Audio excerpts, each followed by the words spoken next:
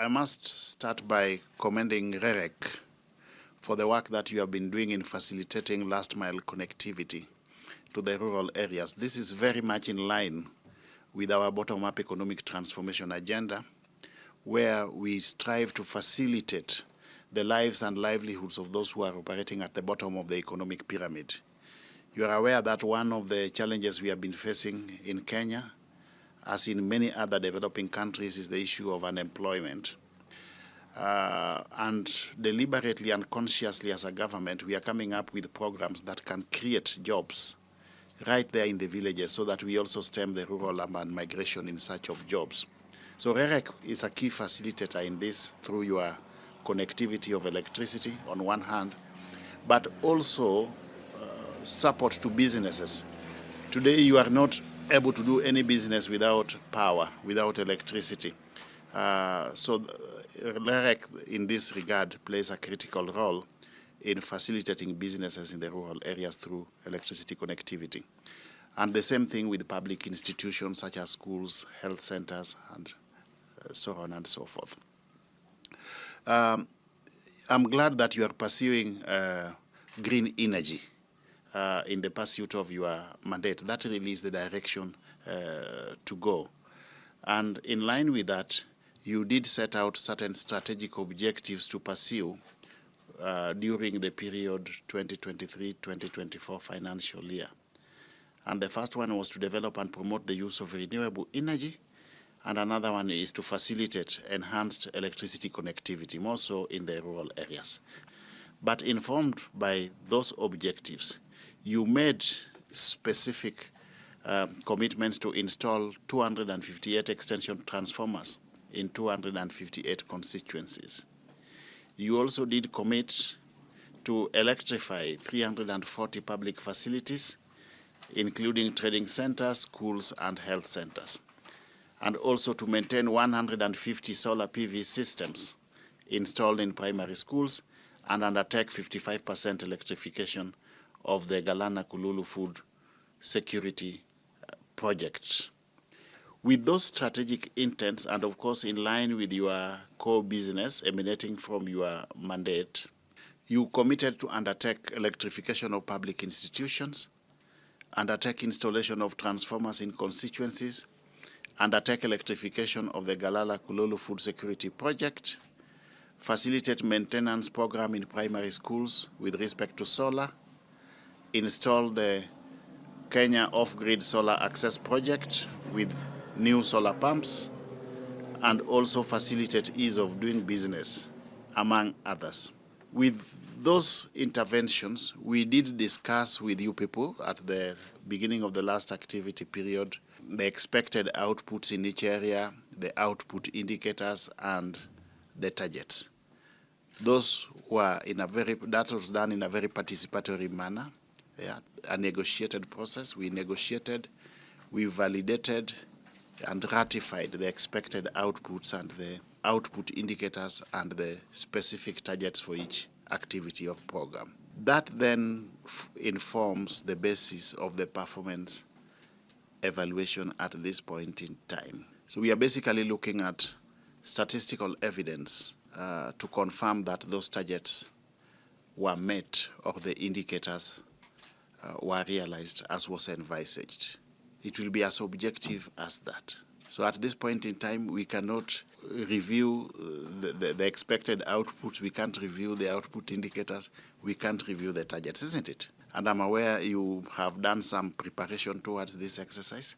So we will basically be moderating your own self-evaluation, to confirm that the marks or the scores that you awarded yourselves are really objective, in line with what was expected at the time of signing the performance contract.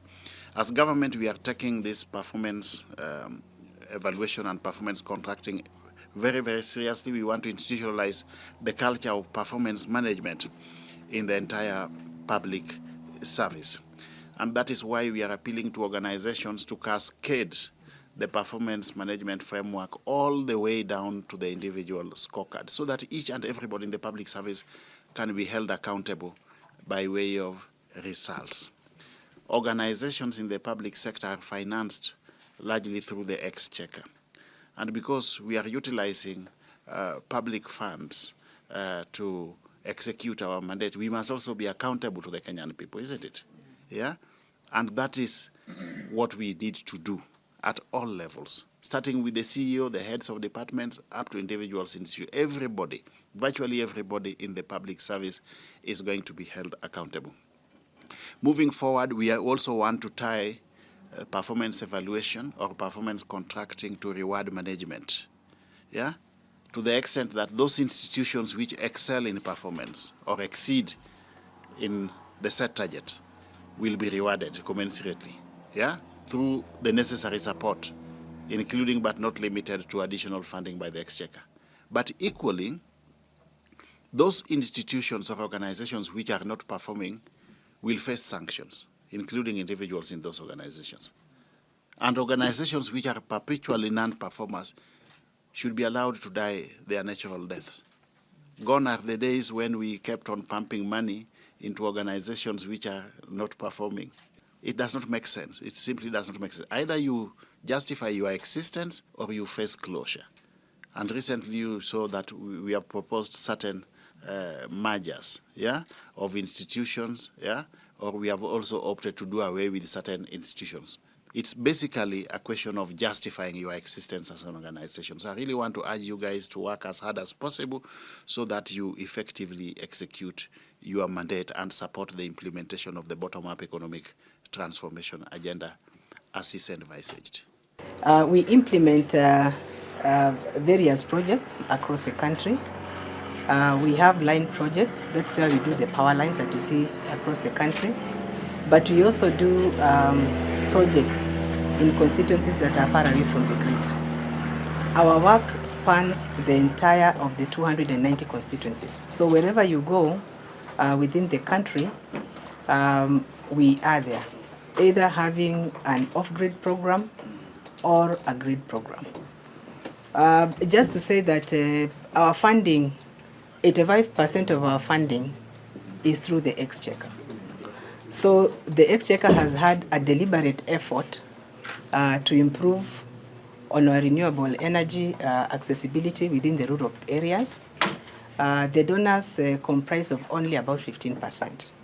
And over the years, we have done very many projects. This particular year alone, we are going to do over 1,000 projects across all the 290 constituencies. And with this, it brings a lot of socio-economic development within our rural areas. We are connecting public facilities. For example, we connect schools. And we have seen over the years even the improvement of performance of schools, because then our children are able to have longer study hours. We have had programs in hospitals. Hospitals that could not be able to secure certain drugs, they are able to do so. Our hospitals can now open 24 hours. Therefore, we are able to treat, and we have a more healthier nation.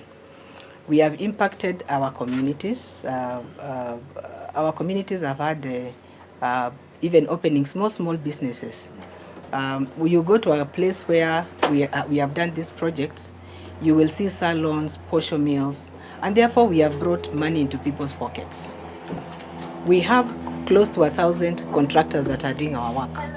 So we have contributed as an organization in the creation of jobs directly to the contractors and also to the people that they employ. Yes. When you do our projects, a kilometer of our projects will employ close to 10 to 15 young people.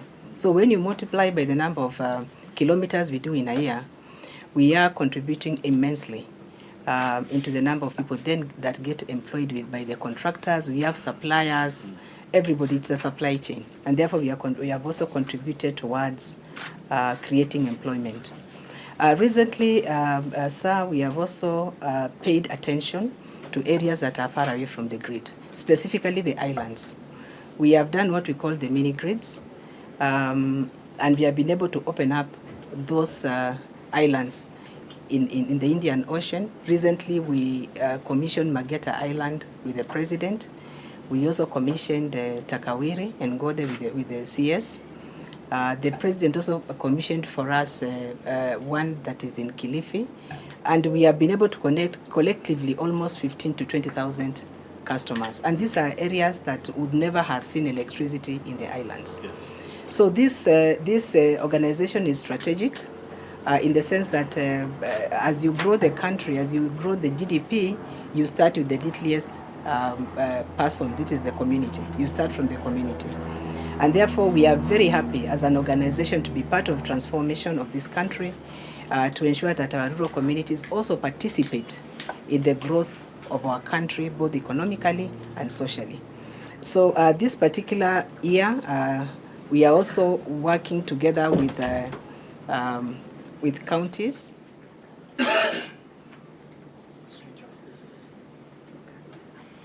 Yes, we also have, for purposes of augmenting exchequer funding, we also have what we call the matching fund facility. Yes. And this matching fund facility, we interest the counties and the constituencies to help us raise money. So they give us a shilling and we give them a shilling. It's a shilling for a shilling. Cumulatively, we have been able to collect over 4 billion shillings. And we have done a lot in also improving on how many people then access electricity. We have done 17 counties now and about 75 constituencies. We are still working with the rest of them, and our hope is that we can get on board the 290 constituencies and the 47 constituencies. So we are working together with the national government and the county governments to ensure that we improve the lives of our people.